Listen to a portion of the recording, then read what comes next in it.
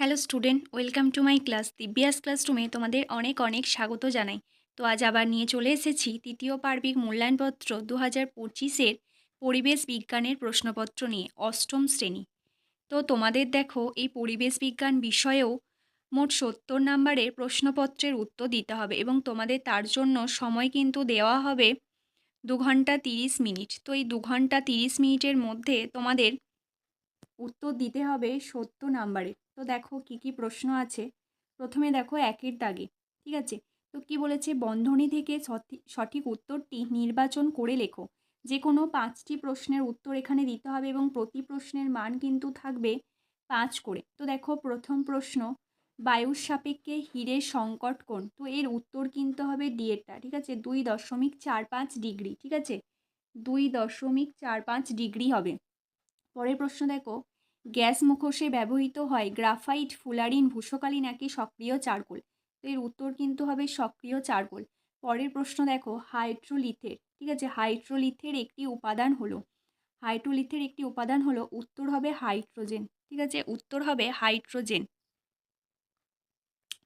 এরপর দেখো, এরপর 4-এর প্রশ্ন। তো 4-এর প্রশ্নে কি বলা হয়েছে, 4-এর প্রশ্নে বলা হয়েছে স্পর্শতলের ক্ষেত্রফলের পরিমাণ বেশি হলে স্থির অবস্থার ঘর্ষণ বলের সর্বোচ্চ মান কি হবে। তো এর সর্বোচ্চ মান হবে একই থাকবে, ঠিক আছে, সি এর উত্তর একই থাকবে। পরের প্রশ্ন দেখো, একটি উভধর্মী অক্সাইড গ্যাসের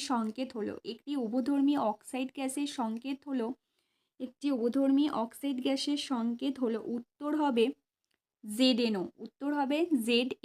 ঠিক আছে, এর উত্তরটা হবে ZNO। পরের প্রশ্ন দেখো, তরলে চাপ ক্রিয়া করে, ঠিক আছে, তরলে চাপ ক্রিয়া করে। তো এর উত্তর কিন্তু হবে সব দিকে সমানভাবে, ঠিক আছে, সব দিকে সমানভাবে, এটা না, সব দিকে সমানভাবে ক্রিয়া করে, ঠিক আছে। পরের প্রশ্ন দেখো 2-এর দাগে কি বলেছে, শূন্যস্থান পূরণ করো। যে কোনো 5টি প্রশ্নের উত্তর এখানে দিতে হবে এবং প্রতি প্রশ্নের মান কিন্তু থাকবে 1 করে। তো দেখো 2-এর 1-এর প্রশ্নে কি বলেছে, কঠিন থেকে সরাসরি বাষ্প হাওয়াকে বলে কি বলে। তো কঠিন থেকে সরাসরি বাষ্প হাওয়াকে বলে ঊর্ধ্বপতন, ঠিক আছে, ঊর্ধ্বপাতন, ঠিক আছে। পরের প্রশ্ন, নাইট্রোজেন গ্যাসের বর্ণ হলো লালচে বাদামি, ঠিক আছে, নাইট্রোজেন গ্যাসের বর্ণ হলো লালচে বাদামি। এরপর দেখো 3-এর প্রশ্নে কি বলেছে। তো 3-এর প্রশ্নে বলা হয়েছে যে ড্যাশ মিটার উঁচু যে পরিমাপ চাপ প্রয়োগ করে তা প্রমাণ বায়ুচাপের সমান পরিমাপ।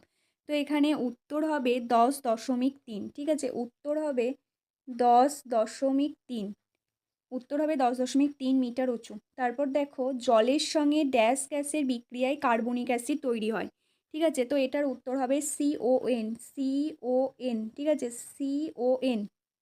পরের প্রশ্ন দেখো, পরের প্রশ্ন হচ্ছে ক্যালাইডোস্কোপে ব্যবহৃত সমতল আয়নাগুলির প্রস্থ ও দৈর্ঘ্যের অনুপাত ড্যাশ। তো এর উত্তর কিন্তু হবে 3:4, ঠিক আছে, 3:4 অনুপাতে, 3:4 অনুপাতে, ঠিক আছে। তো এখানে 5টা প্রশ্নের উত্তর দিতে বলা হয়েছে। তো আমি এখানে 5টা প্রশ্নের উত্তর আমার দেওয়া হয়েছে। তো দেখো পরে 3-এর দাগে কি বলেছে, সত্য মিথ্যা লেখো। তো এখানেও কিন্তু যে কোনো 5টা প্রশ্নের উত্তর তোমাদেরকে দিতে হবে। তো দেখো প্রথম প্রশ্নে কি বলা হয়েছে, যে প্রতিবিম্বকে পর্দায় ফেলা যায় তাকে অসৎ প্রতিবিম্ব বলে। তো এটা সত্য না মিথ্যা তা বলতে বলা হয়েছে। তো এটা হবে মিথ্যা, ঠিক আছে, মিথ্যা। পরের প্রশ্ন দেখো, সমযোজী যৌগের ক্ষেত্রে অণুর অস্তিত্ব নেই, ঠিক আছে। তো এর উত্তর হবে মিথ্যা। পরের প্রশ্ন দেখো, হাইড্রোজেনের চেয়ে বায়ু প্রায় 14.4 গুণ ভারী, ঠিক আছে। তো এর উত্তর কিন্তু হবে সত্য, ঠিক আছে, এর উত্তর হবে সত্য। পরের প্রশ্ন দেখো, নিউট্রন চার্জবাহী কণা, ঠিক আছে, নিউট্রন চার্জবাহী কণা। তো এর উত্তর কিন্তু হবে মিথ্যা, ঠিক আছে, এর উত্তর কিন্তু হবে মিথ্যা। পরের প্রশ্ন দেখো, গ্যালন হলো আয়তনের একক, ঠিক আছে, গ্যালন হলো আয়তনের একক। তো এর উত্তর কিন্তু হবে সত্য। এরপর দেখো 4-এর দাগের প্রশ্ন, ঠিক আছে, এখানে বলেছে নিম্নলিখিত প্রশ্নগুলির সংক্ষিপ্ত উত্তর দাও। যে কোনো 11টি প্রশ্নের উত্তর এখানে দিতে হবে। তো প্রথম প্রশ্ন দেখো কি বলেছে, পরমাণুর ক্রমাঙ্ক কাকে বলে? ঠিক আছে, পরমাণুর ক্রমাঙ্ক কাকে বলে? তো পরমাণুর প্রোটনের সংখ্যাকেই পরমাণুর ক্রমাঙ্ক বলে।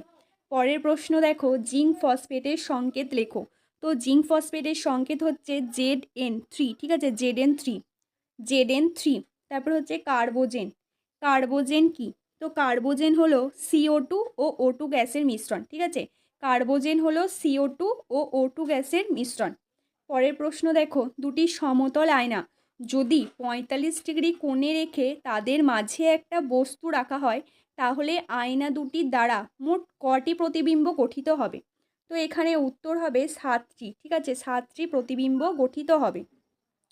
পরের প্রশ্ন দেখো, তরল অক্সিজেনের হিমাঙ্ক কত? ঠিক আছে, তরল অক্সিজেনের হিমাঙ্ক কত?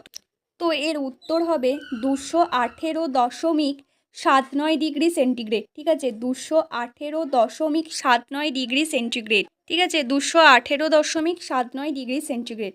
তো পরের প্রশ্ন দেখো, একটি 3 কেজি ভরের বস্তুকে পৃথিবী কত বল দ্বারা টানে? ঠিক আছে, কত বল দ্বারা টানে? তো এটা উত্তর হবে 39.8 N। ঠিক আছে, 39.8 N। পরের প্রশ্ন দেখো, যোজ্যতা পরিমাপে হাইড্রোজেনকে প্রমাণ হিসেবে ধরা হয় কেন? যোজ্যতা পরিমাপে হাইড্রোজেনকে প্রমাণ হিসেবে ধরা হয় কেন? কারণ এর উত্তর হবে সর্বদা একক যোজ্যতা। সর্বদা একক যোজ্যতা। ঠিক আছে, পরের প্রশ্ন দেখো, কোল ওয়াশিং কাকে বলে? ঠিক আছে, কোল ওয়াশিং কাকে বলে? তো কয়লা প্রস্তুতির গুরুত্বপূর্ণ ধাপই হলো কি কোল ওয়াশিং। ঠিক আছে, তো দেখো পরের প্রশ্ন, অ্যামোনিয়া যুক্ত কিউপ্লাস অক্সাইড দ্বারা দ্রবণ গ্যাস শোষিত হলে দ্রবণের বর্ণ কি হয়? ঠিক আছে, বর্ণের রঙটা কি হয়? তো এর উত্তর হবে, এই বর্ণের রং হয় নীল সবুজ। ঠিক আছে, নীলচে সবুজ, এই বর্ণের রং হবে নীলচে সবুজ। পরের প্রশ্ন দেখো, বস্তুর ঘনত্ব। ঠিক আছে, পরের প্রশ্ন, তো পরের প্রশ্নে কি বলা হয়েছে যে বস্তুর ঘনত্ব কাকে বলে? তো বস্তুর ঘনত্ব হলো পদার্থের একক আয়তনের ভর। ঠিক আছে, পদার্থের একক আয়তনের ভরকেই বস্তুর ঘনত্ব বলে। পদার্থের একক আয়তনের ভরকেই কিন্তু বস্তুর ঘনত্ব বলে। পরের প্রশ্ন দেখো, হাইড্রোজেন সালফাইড গ্যাসের গন্ধ লেখো। তো হাইড্রোজেন সালফাইড গ্যাসের গন্ধ হলো পচা ডিমের গন্ধ। ঠিক আছে, পচা ডিমের গন্ধ। তো দেখো পরের প্রশ্ন, বস্তুর প্রতিবিম্ব সৃষ্টির কারণ কি? তো বস্তুর প্রতিবিম্ব সৃষ্টির কারণ কিন্তু হলো আলোর প্রতিফলন। ঠিক আছে, আলোর প্রতিফলনের ফলেই কিন্তু বস্তুর প্রতিবিম্বের সৃষ্টি হয়। এরপর দেখো 5 প্রশ্ন, নিম্নলিখিত প্রশ্নগুলির উত্তর দিতে বলেছে যে কোনো 3টে, এবং প্রতি প্রশ্নের মান কিন্তু থাকবে 2 করে। ঠিক আছে, মোট 3টে প্রশ্নের উত্তর তোমাদেরকে দিতে হবে। তো দেখো এখানে মোট 4টে প্রশ্ন দিয়েছে, তো এখান থেকে যে কোনো 3টে প্রশ্নের উত্তর কিন্তু তোমরা দিতে পারো। তো দেখো এরপর আমরা চলে এসেছি 6 দাগের প্রশ্নে। তো 6 দাগে কি বলেছে দেখো, 6 দাগের প্রশ্নে বলেছে যে নিম্নলিখিত প্রশ্নগুলির উত্তর দাও যে কোনো একটি। ঠিক আছে, 6 দাগে বলেছে নিম্নলিখিত প্রশ্নগুলির উত্তর দাও যে কোনো একটি, এবং একটিরই কিন্তু মান থাকবে 3। দুটো প্রশ্ন আছে এখানে, তার মধ্যে একটা প্রশ্নের উত্তর তোমাদেরকে দিতে হবে, তার জন্য কিন্তু 3 নম্বর থাকছে। এরপর দেখো লাইফ সায়েন্স। ঠিক আছে, তো এই প্রশ্নপত্রটিকে দুটি ভাগে ভাগ করা হয়েছে। ঠিক আছে, এতক্ষণ আমরা জানলাম যে পরিবেশ বিজ্ঞানের প্রশ্নগুলি নিয়ে, এবার আমরা জানবো জীবন বিজ্ঞানের প্রশ্ন নিয়ে। ঠিক আছে, তো দেখো দুটি ভাগে ভাগ করেছে। তো দেখো 1 দাগে কি আছে, 1 দাগে বলেছে যে উপযুক্ত শব্দটি বেছে নিয়ে লেখো। তো এখানে মোট 5টা প্রশ্নের উত্তর তোমাদেরকে দিতে হবে, এবং প্রতি প্রশ্নের মান কিন্তু থাকবে 1 করে। তো দেখো আমি একের প্রশ্নটা রয়েছে 1 দাগে, তো তার উত্তরটা আমি দিয়ে দিচ্ছি। ঠিক আছে, তো এর উত্তরটা কিন্তু হবে যে নালীপথ দেখা যায় কোন প্রাণীতে। ঠিক আছে, তো সেই প্রাণীটির নামটি আমাদেরকে ঠিক করতে হবে। তো এখানে উত্তরটা হবে তারা মাছ। ঠিক আছে, পরের প্রশ্ন দেখো, পরের প্রশ্ন প্রোটিন সংশ্লেষে সাহায্য করে। তো দেখো এখানে যে অপশানগুলো দিয়েছে তার মধ্যে যে ডি এর অপশানটা আছে সেটা কিন্তু ভুল। ঠিক আছে, তো এখানে অপশানটা হবে ER। ঠিক আছে, এই ডি এর অপশানটা ডেঙ্গুর বদলে কিন্তু হবে ER। তো ER, ঠিক আছে, ER। ঠিক আছে, তো এই উত্তর কিন্তু ERটাই হবে। এরপর দেখো এরপর কি বলেছে যে একটি ভাইরাস গঠিত রোগ হলো কি? একটি ভাইরাস গঠিত রোগ হলো কি? ডেঙ্গু। ঠিক আছে, একটি ভাইরাস গঠিত রোগ হলো ডেঙ্গু। পরের প্রশ্ন, একটি মিশ্র গ্রন্থি হলো কি? অগ্নাশয়। ঠিক আছে, অগ্নাশয় হলো একটি মিশ্র গ্রন্থি। পরের প্রশ্ন, অ্যালকোহল প্রস্তুতিতে ব্যবহৃত ছত্রাকটি হলো কি? ইস্ট। পরের প্রশ্ন দেখো কি বলেছে, 2-এর দাগে যে উপযুক্ত শব্দ বসাও। ঠিক আছে, এখানেও কিন্তু প্রতি প্রশ্নের মান থাকবে 1, তোমাদেরকে 5টা প্রশ্নের উত্তর দিতে হবে। তো দেখো 1-এর উত্তরটা হবে কি, সাহারা মরুভূমির অধিবাসীদের কি বলা হয়? বলা হয় বেদুইন। ঠিক আছে, বেদুইন। পরের প্রশ্ন দেখো, গোল্ডি বস্তু গঠিত হয় ড্যাশ কোষাঙ্গাণু থেকে। তো এর উত্তর কিন্তু হবে যে অ্যান্টোপ্লাজমিক রেটিকিউলাস। ঠিক আছে, অ্যান্টোপ্লাজমিক রেটিকিউলাস। পরের প্রশ্ন, মানুষের ক্ষুদ্রান্তে বসবাসকারী উপকারী ব্যাকটেরিয়াটা হলো, এর উত্তর হবে কি ল্যাক্টোব্যাসিলাস। ঠিক আছে, ল্যাক্টোব্যাসিলাস। পরের প্রশ্ন দেখো, ডিম্বাশয় থেকে খরিত একটি হরমোন কি? তো এটা কিন্তু হবে ইস্ট্রোজেন। ঠিক আছে, ইস্ট্রোজেন।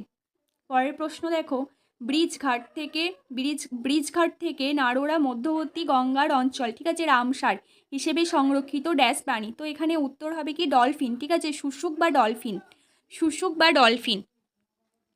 তো দেখো পরের প্রশ্ন দেখো কি বলেছে, 3-এর দাগে বলেছে যে বাম দিকের শব্দগুলির সঙ্গে ডান দিকের উপযুক্ত শব্দগুলি মিলিয়ে লেখো। ঠিক আছে, তো এখানেও কিন্তু প্রতি প্রশ্নের মান থাকবে 1 করে। তো আমাদের এখানে মেলাতে হবে। তো প্রথম দেখো 1-এর সাথে কি হবে, একের যে পেনিসিলিয়াম, তো পেনিসিলিয়ামের সঙ্গে কি হবে, ছত্রাক। ঠিক আছে, পেনিসিলিয়ামের সাথে কিন্তু হবে ছত্রাক। তো তোমরা এটা মনোযোগ দিয়ে দেখো। পরেরটা দেখো শ্বাসমূল। তো শ্বাসমূল তো আমরা সবাই জানি এটা হলো কি ম্যানগ্রোভ। তারপরে দেখো কর্টিসল। ঠিক আছে, তো কর্টিসলটা কি হবে, এটা হবে যে অ্যাডিনাল। ঠিক আছে, কর্টিসলটা কি হবে, অ্যাডিনল। পরের প্রশ্ন দেখো মিউসিলেজ। ঠিক আছে, তো মিউসিলেজটা হবে কি ক্যাকটাস। তারপর দেখো দিয়েছে কি ফাইটোপ্লাঙ্কটন। তো এই ফাইটোপ্লাঙ্কটনের সাথে হবে কোনটা, এটা হবে কি ভায়াটম। তো দেখো এখানে একটা অপশন বেশি দিয়েছে, তা হলো জেনার। ঠিক আছে, জেনারটা কিন্তু ভুল, এখানে জেনারটা কিন্তু হবে না। ঠিক আছে, এটা ভুল করে দিয়ে দিয়েছে। তো এই ছিল আজকের প্রশ্নপত্র। তোমাদের যদি ক্লাসটা ভালো লেগে থাকে অবশ্যই একটা লাইক, শেয়ার, কমেন্ট এবং চ্যানেলটিকে সাবস্ক্রাইব করে দিও, যাতে এই ধরনের ভিডিও তোমরা আরও পেতে পারো। তো আজ এখানেই শেষ করছি, দেখা হবে অন্য কোনো একটি ক্লাস।